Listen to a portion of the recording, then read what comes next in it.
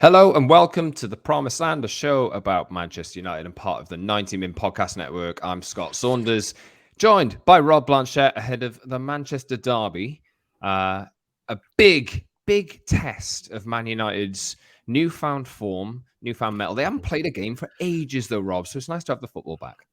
It's weird season, isn't it? Like we're at the start of the campaign here, and it feels like everything kind of stopped for a bit, didn't it? So this is a huge game for Manchester United, but also I think a huge game for Man City because they also want to prove and continue to prove that they're the best team in the league, and they're coming up against a team who are resurgent. So it's a let's wait and see. I think if you're a United fan, but at the same time, it's a much more interesting derby match than maybe we've had in previous seasons. Yeah, United only do have a small sample size of 4 matches that they've played well in the Premier League. But it does seem like they've turned a corner and they've beaten Arsenal, they've beaten Liverpool. Man City have dropped some points, perhaps uncharacteristically, but looked quite terrifying with the fact that HAALAND is now their main central striker. Scored a lot of goals, and I think most are tipping him to score a few more against United as well this weekend. But what can United do? We'll talk about that today. We'll probably go in that direction for most of the show, I would imagine. But we'll also talk a little bit about Christopher Nkunku at the start of the show, and then we'll get, because there's news about him potentially going to Chelsea, and then we'll dig in to the derby. So we will just get through all of the little plugs first, because I need to do that. Subscribe to the show wherever you get your podcasts on Apple, Google, Spotify, and the likes. And watch us on YouTube twice a week on Tuesdays and Fridays. So head over to the channel, like, subscribe, join the community, and leave a comment. And the link should be in the description of this episode if you're listening on an audio platform. On Twitter, find us at _Scott Saunders, at _Rob_B, and at PromiseLandMU for the show as well. Let's start with Nkunku, Rob, because the suggestions... Obviously, Ralph Rangnick really wanted him at United when during his spell as whatever he was, manager, sporting director, absent. Very, very odd spell, but he was one of the names that he wanted. United have been linked with Nkunku on and off, and with a €60 million release clause kicking in next summer, I think me and you have spoken on this show suggesting that he might be one of the potential suitable signings for the problem position at centre forward, because he is flexible. He can play on the right, he can play on the left. He's quite versatile. But suggestions are from Germany and confirmed by Matt Law from the Telegraph this morning, Friday morning, that Chelsea have wrapped up a deal for, well, not wrapped up a deal. He's done a medical this summer, or last summer now, because we're starting to get cold. He's done a medical already ahead of a proposed move to Chelsea, with that release clause meant to be kicking in later. But Chelsea have since changed their manager, and it doesn't really look like Chelsea have much of a plan. So it's a little bit of a surprise to hear that this has come out. And also, what if Chelsea have a disaster of a season? And it doesn't seem like Nkunku's tied into this, but he's done a medical already. It's a bit of a weird one. What do you make of it?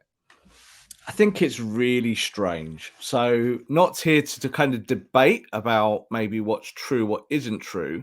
But what I'll say is this, is that you don't sign a player who had a medical a year ago, or even 6 months ago, or even 6 weeks ago. It doesn't work like that. You have to have it all in order and in the right, correct placing. Now, as you said there about Nkunku, I think with the links with Chelsea are not a surprise. As I said, Chelsea have been linked to absolutely everyone on planet Earth. But I think the kind of specifications of this, which come from Build, saying that, yes, they've already done kind of medical due diligence. Why? What? Because there's a release clause. Well, what if someone else meets that release clause? What if the player doesn't want to go to Chelsea eventually? What if Chelsea don't want the player? It's too much. There's too much there. I look at it like this. I think with someone like Nkunku, and I think what this might well be, is this might be creating a market for him before his release clause kicks in. So if his release clause kicks in the summer and you've now got a World Cup happening, it depends about what clubs want to do, isn't it, in January? What if someone goes, bangs on the door and says, we want Nkunku for 100 million? That deal will get done. Doesn't matter what Chelsea want. So I think this is all very, very strange, and I think a little bit empty as well. There's a lack of detail, and I would have liked to have thought that I think with the way that our industry works, we'd have heard a lot more about this in the summer if Chelsea were conducting a medical for a player like Nkunku.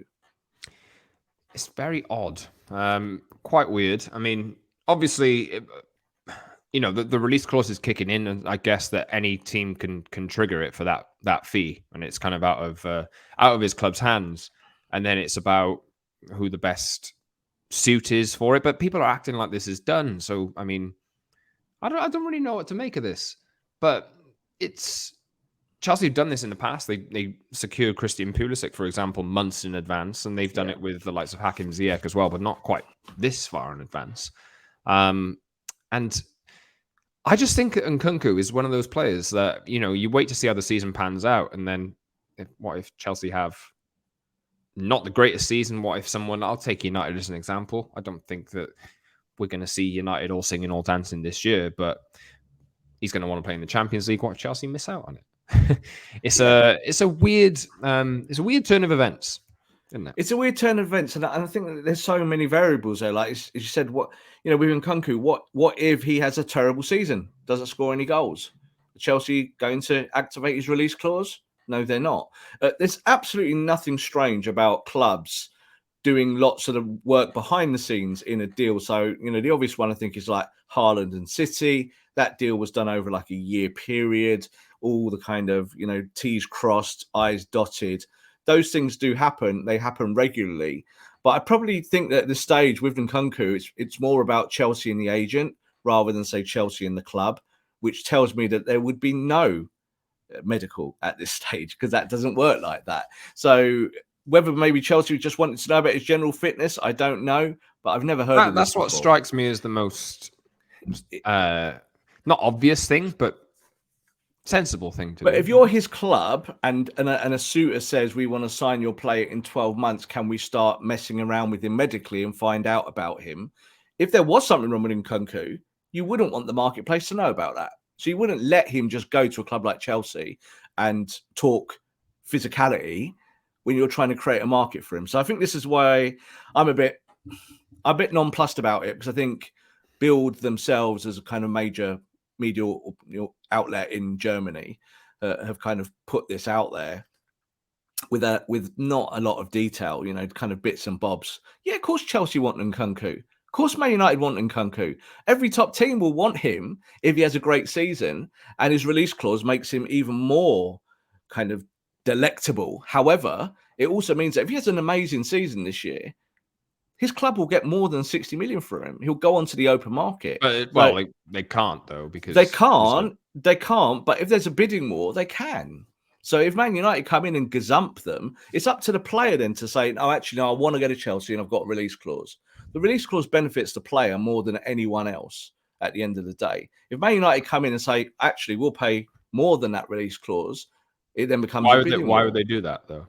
Because they want to strong arm it. They want to actually show that they want the player more and that they will pay more money for the player. It's happened before. Quite often release clauses do work like that. Not every time there's a release clause that the player goes for that money. But if Chelsea want the player and the player wants to go there, then of course his club have got no chance of keeping him because the release clause allows him to leave. But then if he goes on the open market and there's a bidding war, they can say that. They can say, right, open to bidders then now, who wants the player. And then Nkunku might feel that. He might say, do you know what? I don't want to go to Chelsea. Like you just said there, they're not in the Champions League. I'm not going there. So there might be a release clause that Chelsea can trigger, but then the player has got a say in it as well. So I will say that release clauses always favour the player and the agent, because then they can go and conduct different kinds of business. Because if you meet that release clause, then the selling club has less power. But of course, these things do happen. They go into a bidding war. Say Haaland didn't want to go to Man City.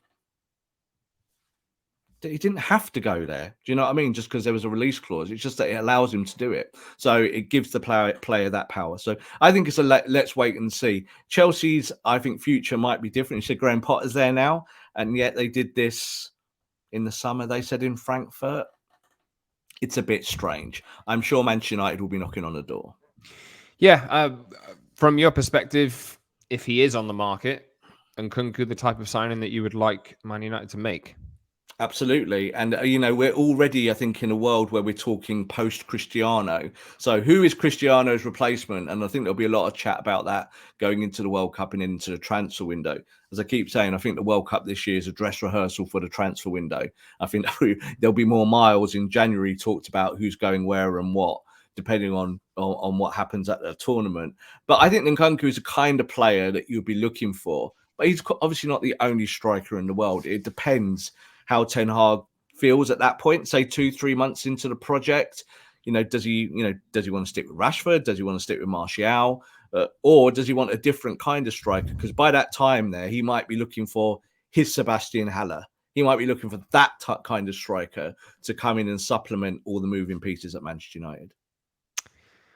Yes, indeed. Let's move on to the chat. I'm sick of transfers. The derby chat, because it is a big game for United, big game for City as well. But they are they're not top of the league, are they? Arsenal top of the league, and they have a big game themselves this weekend. So it'll be an interesting one, especially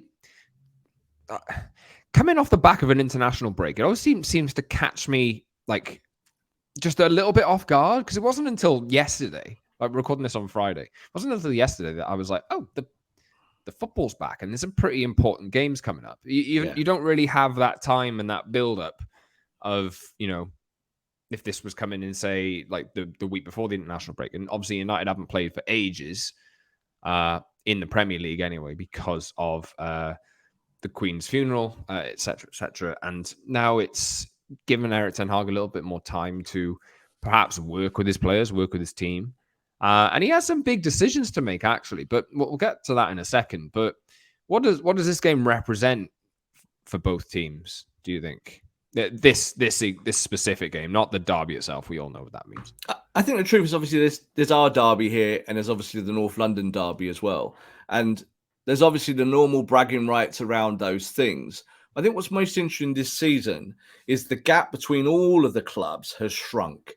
So you're not getting this kind of runaway effect of City and Liverpool and then everyone else kind of just chasing. It feels that, I think, with this last transfer market, with managerial changes and just with normal evolution at some of these football clubs, Arsenal, I think, are a really good example. They've just got better. So I think that these games now have a little bit more relevance, because it allows you to look at the opposition and not just say, right, we can catch this lot, but say, oh, do you know what? We're better than we were 12 months ago or 6 months ago. And I think that's what this is about for Ten Hag. I think the narrative around this derby match is, can Ten Hag live with Pep Guardiola on a football pitch? Now, I think most of us in the game believe that that's true, that he can do. But this is where you kind of, everything's the meat and potatoes, isn't it? You actually see it. It's system versus system.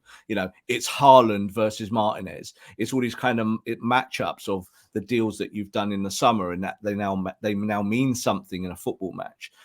Like you said there, with the Queen's funeral and the postponements and things like that, football's been put on hold, and it also puts the intellectual property on hold. You stop thinking about it for a little bit, don't you? And then it creeps up on you. I have, yeah. Yeah, but there's no doubt that, of course, Man United would have used all of this time to prepare behind the scenes. And this is, I think, what Ten Hag would have been doing. He'd be looking at this game and thinking, right, fingers crossed I get no injuries in the international break. But what am I going to do when we turn up at Eastlands? How am I going to play? So I don't think we're going to see, stylistically, a massive change. I think we'll see Ten Hag football. And he'll try and take, I think, City on with maybe a little bit more structure in terms of how United play. Will they go out and press madly? I doubt it. Will they look after the territory? Will it be more like a mid-block? Probably.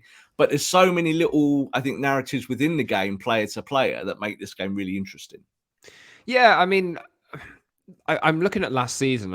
I said this on a show I was on yesterday, that United beat Liverpool the other week. I know Liverpool aren't what they were last season in the early weeks of this season, but Liverpool turned up to Old Trafford last season and won 5-0. And then Man United this season have won 3-1. I know the personnel has changed a little bit, but City destroyed United in this fixture last season, and it was an absolute, mess of a performance from United. Jadon Sancho scored a goal, but United got massively criticised that day for the system that they played. I think it was 2 number 10s or I can't remember exactly what it was. I think it was Fernandes and Pogba up front, wasn't it? With a 4-6-0 or something like yeah, that. something like that. But Ten Hag has come in, made his changes. Brentford, the fork in the road, etc., etc. And I'm kind of interested to see how he approaches this, because I think we know what the back four will be. That's been pretty evident that that's his preferred back four plus De Gea. I'm looking. It does seem to me like he has a preferred 11 in mind, but there's that Casemiro option as well, which hasn't come into play yet. So I want to talk about the attack in a minute, but let's start with the midfield, because Christian Eriksen has been so vital to United's transition and quality. Bruno Fernandes, you're not gonna drop, I would suspect, and Scott McTominay has been really good in the last 4 games. You have that Casemiro expensive signing, one that won it all in the Champions League numerous times, figure like looming over the midfield. It's like, when is he going to come in? When is he going to come in? I'm looking at this game and I'm thinking, I'm a little bit worried about City's possession and United's ability to live with them if they go with Eriksen, Fernandes, and McTominay. And then maybe there's the suggestion that he does Casemiro and McTominay +1, and maybe Bruno on the right or something like that, because he's drifted out there later in games. But I think he's going to stick with what he's got. I think Casemiro might be on the bench again. I could be wrong, but it'll be certainly quite interesting to see how it. Or maybe he puts Bruno Fernandes in the false 9 position, and Christian Eriksen a little bit further forward, Casemiro and McTominay. But what do you think he's going to do? Because it's a hard one to predict. He seems like he's going to stick to his guns, and I do like that about him. But it is a little bit risky. I think he's going to do 2 things, and you took the words out of my mouth there. I think he'll play a full system. So I think he'll play Bruno up top. He'll play Eriksen deeper, because they trialed that earlier in the season, and it's not a case of whether it didn't work or did work. It's more of a case of shape and what you want to achieve. And I think at Manchester City, you're not going to play deep and all-out counter-attack. You're going to play counter-press. That's what you'll do. So I think this is where, looking at trying to negate City's ability to keep the ball, you want to be able to get in their faces quickly. So I think that's why you play a full system. You play with Bruno Fernandes being more of a wandering player, kind of having to do the work in that centre of the park. You maybe release Christian Eriksen a little bit more to maybe get the ball higher up and play that 1 killer pass. You play through the line and you get going. And then if you've got Rashford, then if you've got Sancho, you use those as the wide plays to kind of spread the play and to kind of get going on the front foot. So I think tactically that's what makes most sense. United are not going to go to Manchester City and play kind of Ten Hag ball with them. They're not going to go there and say, do you know what? We'll play possession against you. It would be crazy, wouldn't it? They're better than you at it. So you can play some possession, but I think it's going to be the counter press. It's going to be a kind of Ralph Rangnick Gegen pressing style. It's going to be like, let's get the ball quickly, 1-2 passes, and let's get going. I think you'll also see from the back, David De Gea will be playing those balls much longer over into channels. And then you play a little bit more percentages, Scott. You know what I mean? The ball drops, you get the ball to someone like Eriksen, and you let him create and let him play. I think the facts as well, the question around, say, Cristiano, whether you go with someone like Ronaldo in this game, I think this is where you will see Ten Hag's long-term objectives. And that is, he will look at someone like Man City and he'll think, I can't play Ronaldo against a team like this. Just cannot do it. He can't, can he? Cannot do it, because you give up way too much work rate, too much kind of fortitude in the middle of the pitch to allow you to service this guy up top. And no, Ronaldo, 20, 30-minute cameo, I think, like he has been doing. I think that's the way it's going to stay. And I think just because Martial's injuries are still prevalent, something that United have to deal with, it gives you that feeling that they'll go and play a full system at Man City. We are recording this ahead of the press conference that Erik ten Hag will do on Friday afternoon. So as yet, we don't know the latest on Marcus Rashford and Anthony Martial. Martial's been out for a while. I think the only football he's really played this season competitively is in the Liverpool game in the second half. Yeah. Rashford, he missed the international break with England, was probably meant to actually be in that squad, but withdrew with injury. Yeah. I believe. It seems like to me that I think Rashford is quite important here. And I do think that if he's fit, he will play because of that threat in behind that he's offered against the likes of Liverpool and Arsenal. I think while City might be able to cope with it, Rashford has previous against City as well. in this fixture. And he does offer that threat in behind that the likes of Eriksen and Bruno Fernandes can find. So do you think if Rashford is fit, do you think that you'd still be looking at the likes of Bruno at false nine and then Rashford, Sancho, or Anthony on the wings? Or would you put Rashford through the middle? Yeah, like we've not mentioned Anthony yet, and obviously he's the big new star signing. I do think the intentions of how you use Anthony have a big effect on Rashford and the formation overall. But you're right, Marcus has got previous from Man City. Obviously, he's a Mancunian as well. It means something to him. But it's more about, I think, Ten Hag's versatility in these games. What can he change within the game when he sets up? You know, something disastrously goes wrong in the football match. What options have you got? To have pace on your pitch is always really important. I get the feeling that this will be more geared towards let's see what we can get out of Anthony rather than what we can get out of Rashford. So Rashford has had this injury. I think that whether it stops him playing or not, I think is a bigger question. I think you might find the manager today trying to predict this. He might well say, well, yeah, he's still got a knock. Well, he might not have a knock, but he's not going to tell you it's pressure, just the truth. But I think when you look at it, it's about how do you utilize Anthony in those wider areas and Delo. So I think Delo as well on that side. Can you overload on the right and hurt Man City in a fullback position? I think that's a possibility, especially the way that Cancelo goes wandering. You could maybe exploit that.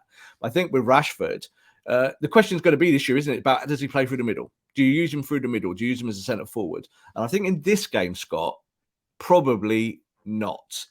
I think when Martial is fit, Martial is the de facto 9. He will play that system as Martial being the link player in there, coming in and out, coming for the ball and helping.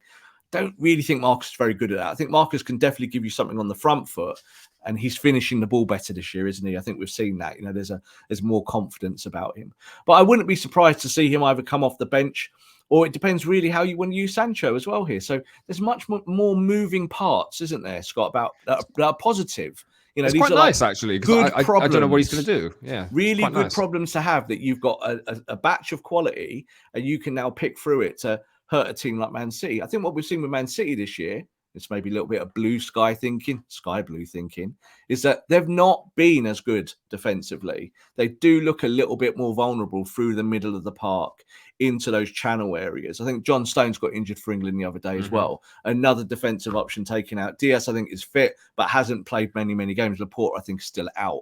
So there are questions for Man City defensively that, let's hope for Man United today, are not there. So United's back four looks fit. You're also seeing Luke Shaw coming back. Harry Maguire got 90 minutes for England pretty much. So that's a positive. These are all good things for Ten Hag now to sift through, to be able to put a team out there, to say to Man City, right, we're coming to take you on. We're not just coming here to sit back and maybe what Ole would have done, play counter punch and see what happens. We're going to come here and play some actual football and put it on the deck, because we've got some very good players ourselves.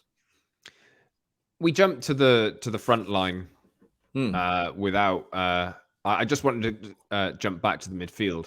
Yeah. What would you do with Casemiro? I'd put him on a bench. This is the problem with Casemiro. How would you figure if you put in Fernandes at 9, who features in midfield? The only reason why I think we feel this need to see Casemiro, or we feel this urge that Casemiro must start now starting matches, is because he costs 60 million quid and he's on hundreds and hundreds of £1,000s a week. And you kind of told the world that this was your Frankie de Jong replacement.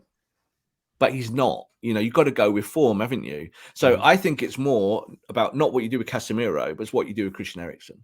So if Eriksen's going to carry on his role, maybe playing a little bit deeper, and you've got Scott McTominay besides him or doing some of the running, I think you're probably going to stick with that.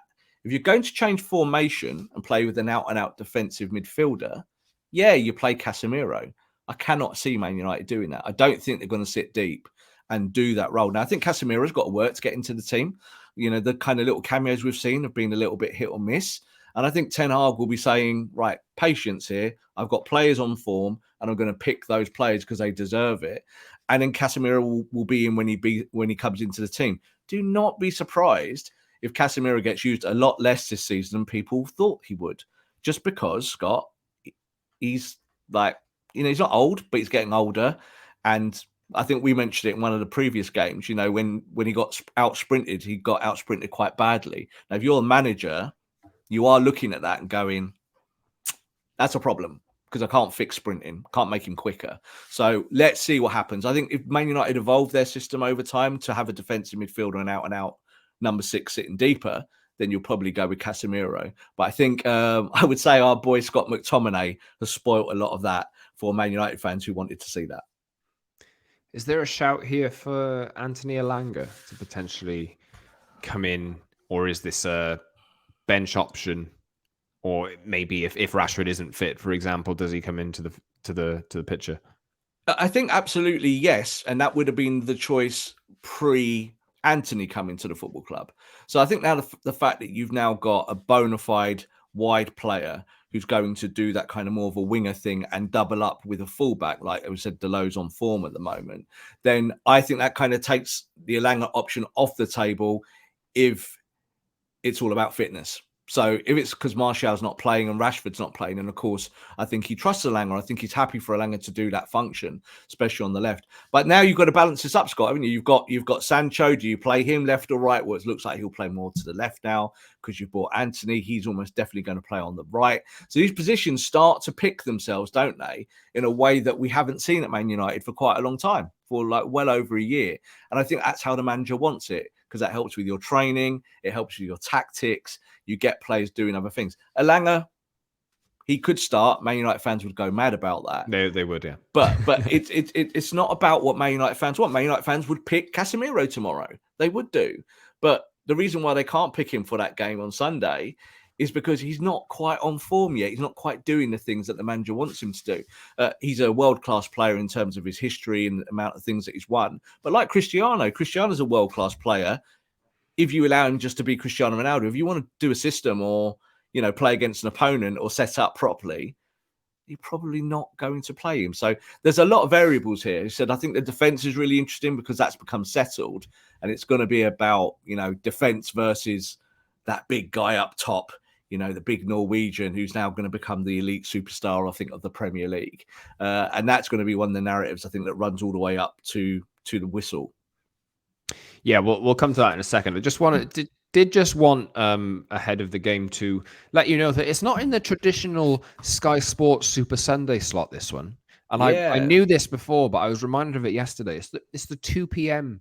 UK kickoff. And then there's the tasty prospect of Leeds versus Aston Villa after it as the main course for the day. A little bit weird. I don't know how I'm going to deal with that. A little bit weird for us, but a very, very obvious reason why that is. And that's for the Asian market. So the game is played in the evening because this is how Premier League now does it. And it also means that you get the breakfast slot in America. So the 2 p.m.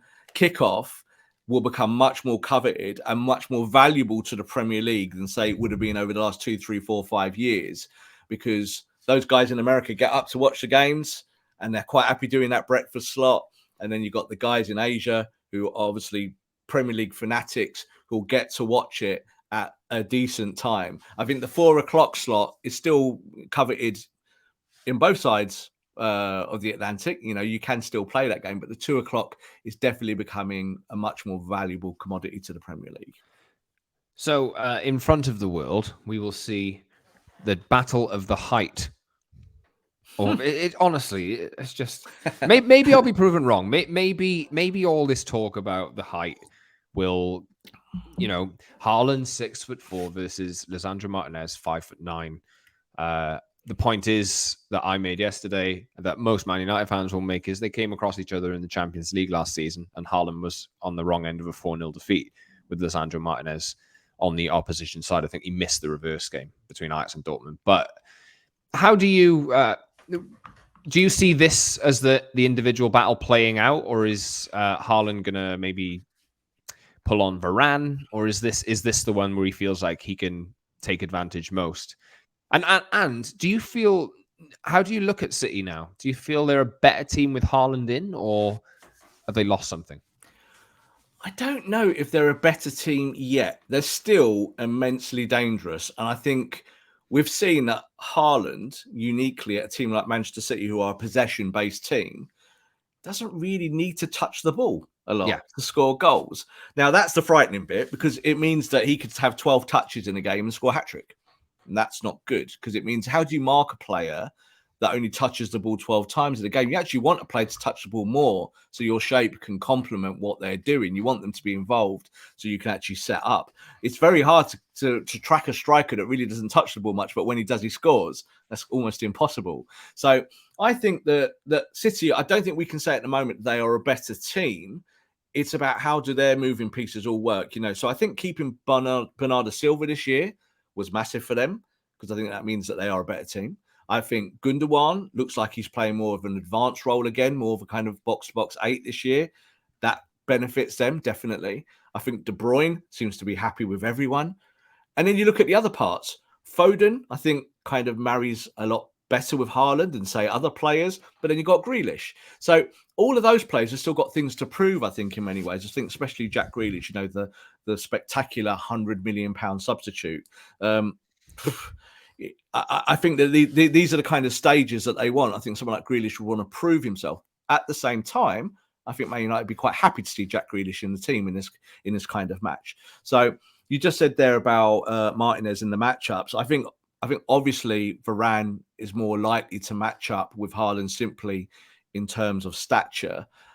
But I think Martinez in the first 5 minutes will be giving Haaland a really good kick. Yeah, of course. And we've actually seen it almost in every game that Martinez has put his marker down. Yeah, He did it against Liverpool, didn't he? Like in the first few minutes, he walked past Mo Salah and just like shoulder barged him. Well, first we tackled him first, went into the tackle, got up, and then rather than maybe jogging back to position like Harry Maguire might have done or Lindelof, he went bang into you, mate. You know I'm here now. And Salah did nothing for the rest of the game. So I don't think that like, I think he did score. In fairness to him, he did score. Don't remember that. Anyway, well, I think we won the game. But I think ultimately, I think that you'll see Martinez, that he will kind of stick one on Haaland. But I don't think Haaland will react in a kind of timid way. Haaland himself, I think, is quite a force of nature. I think he enjoys the physical side of the game, which is why the Premier League's perfect for him. And I think then it's more about tracking his runs into the box, because if he wants to come and drop deep, which is what he does do, he comes to drop deep, let him go. He's not part of the build-up. So let him go. Get him away from the danger area. And then when he's in the danger area, you've got to mark him. You've got to just be so tight. So that's where Martinez, I think, comes into it. If Varane is at the level that we've seen in the last few weeks, I think United will feel pretty confident about handling Haaland and all the pieces around him. I think the player you've got to really look at in this game is going to be one of those Gundogans or Silvers. I think they're the ones that can pick the lock, get into the box, and really hurt you. We just mentioned him at the top of the show, someone like Cancelo. Cancelo's the kind of player that can just ghost all over the pitch and then be the one that picks that ball out. So we're worrying about Haaland. We're doing stories on Haaland. It's all about Haaland. Haaland might touch the ball 4 times in the game, Scott, and City might win 5-0.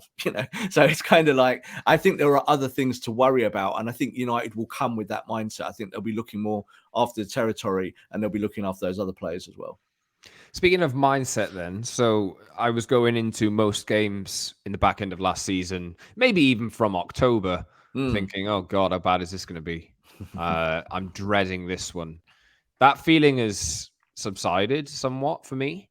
Yeah. How are you feeling from a fan sense ahead of this game?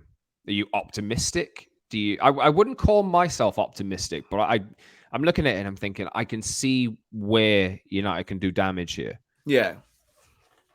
I think emotionally there was a shift with Brentford, wasn't there? So I think with Brentford, all the kind of realism came back to earth, and it was like, well, we had a good pre-season, feel quite good about stuff, feel quite chilled, but this is a work in progress.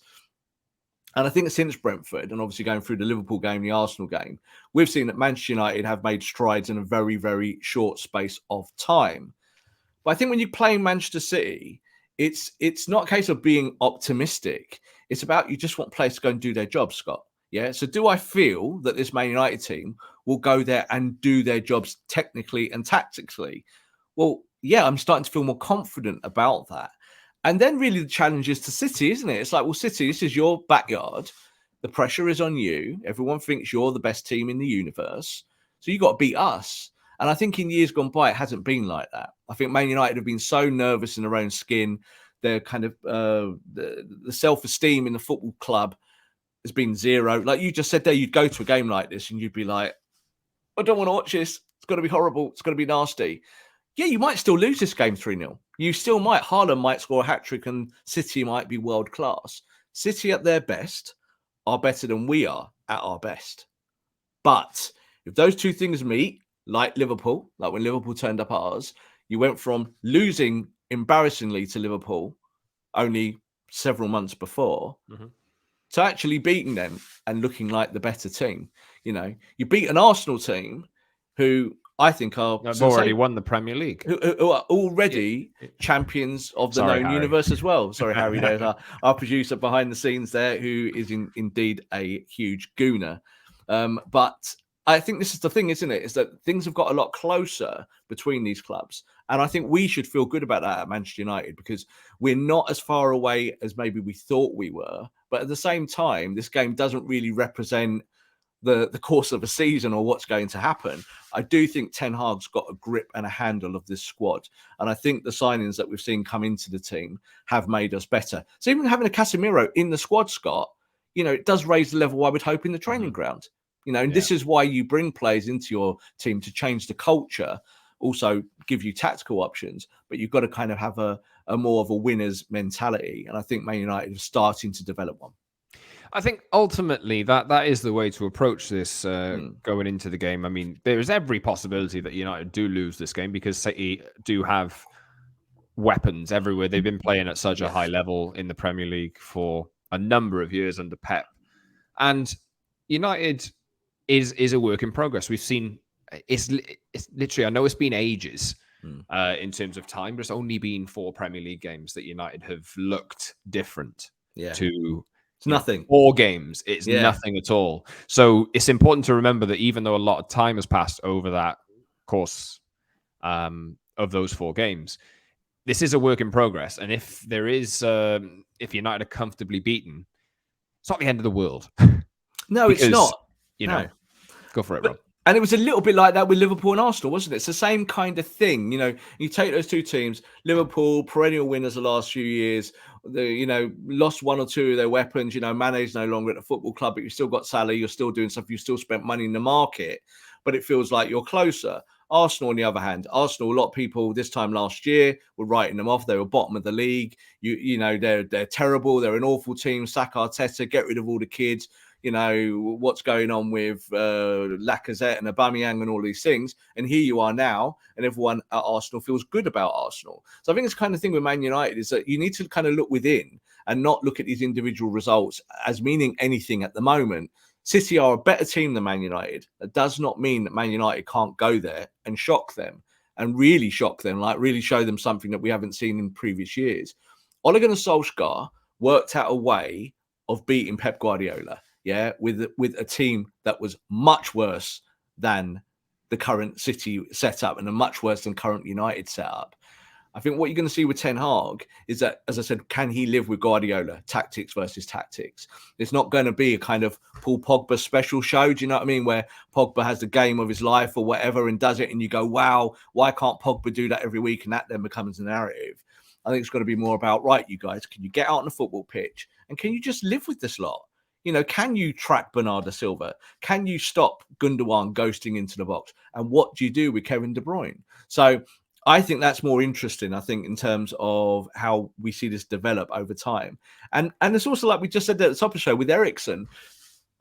Christian Eriksen's kind of, you know, he's gone from being a free transfer to now, I think, maybe the most important player in the team. Like, he really is. There's nobody else who can do what he's doing. Because, well, no one else can do what he's doing, but he is kind of our De Bruyne light. That's what he is. You know, I don't want to use that term. I don't want that to become a thing. But that's what it is. It's about where is your brain on the football pitch in your midfield? And how does that brain affect everything in front of it? Now, that's why Man United suddenly look better, is because they've got this guy with this huge brain there who's running the show. So can he go to Man City and maybe take on 1 or 2 of their midfielders and show that he's of that caliber? I think he would play for Man City if he played for Man City. If he was at Man City, I think Eriksen would be good enough to be in their starting lineup. There's lots more competition there than, say, at United. But I think also he's enjoying the challenge of being at a club like United where they are rebuilding. Just add one last thing to that. I remember Delo recently has said, and this is kind of a lot of chat going around about how the players feel about Ten Hag and the club. Delo supposedly said the other day, we could be the set of players that get remembered of bringing United back. And that's the narrative. So the players are buying into that with the new players that have come. And that might be how they start on the front foot against Man City on Sunday. We'll see what I don't really know what to expect, to be honest. And that's kind of a nice